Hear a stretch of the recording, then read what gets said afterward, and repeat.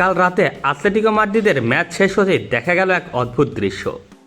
দলের অন্য খেলোয়াড়রা যখন মাঠে দাঁড়িয়ে সমর্থকদের সঙ্গে সময় কাটাচ্ছেন, তখন জুলিয়ান আলভারেজকে দেখা যায় একাই টানেলের দিকে হেঁটে ড্রেসিং রুমে চলে যেতে। দৃশ্যটি দেখে অনেকেই ভাবছেন, আলভারেজের কি হয়েছে? তিনি কি সতীর্থদের সঙ্গে কোনো সমস্যায় জড়িয়েছেন, নাকি আতলেটিকো ছাড়ার সিদ্ধান্তে আরও এক ধাপ এগিয়ে গেছে? আসলে বিষয়টি আরও স্পর্শকাতর। সাম্প্রতিক সময়ে আলভারেজের ভবিষ্যৎ নিয়ে ট্রান্সফার গুঞ্জন চলছে। বিশেষ করে বার্সেলোনার সঙ্গে তার নাম জড়ানোর পর থেকেই আতলেটিকো সমর্থকের একটি অংশ তার উপর প্রচণ্ড ক্ষুব্ধ। ম্যাচ চলাকালীনও আলভারেজকে লক্ষ্য করে গ্যালারি থেকে ডুও শোনা যায়। পরিস্থিতি আরও উত্তপ্ত হওয়ার আশঙ্কায় ম্যাচ শেষে ক্লাবের পক্ষ থেকে আলভারেজকে সমর্থকদের সামনে না গিয়ে সরাসরি টানেলে চলে যেতে বলা হয়।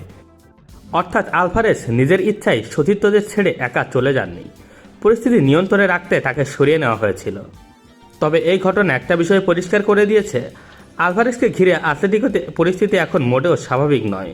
তার ভবিষ্যৎ নিয়ে গুঞ্জন যত বাড়বে, সমর্থকদের চাপও তত বাড়তে পারে। এখন সবচেয়ে বড় প্রশ্ন, আলভারেজ কি সত্যি আতলেটিকো ছাড়বেন, নাকি শেষ পর্যন্ত মাদ্রিদে থেকে যাবেন? অবশ্যই তা কমেন্টে জানাতে ভুলবেন না। ধন্যবাদ।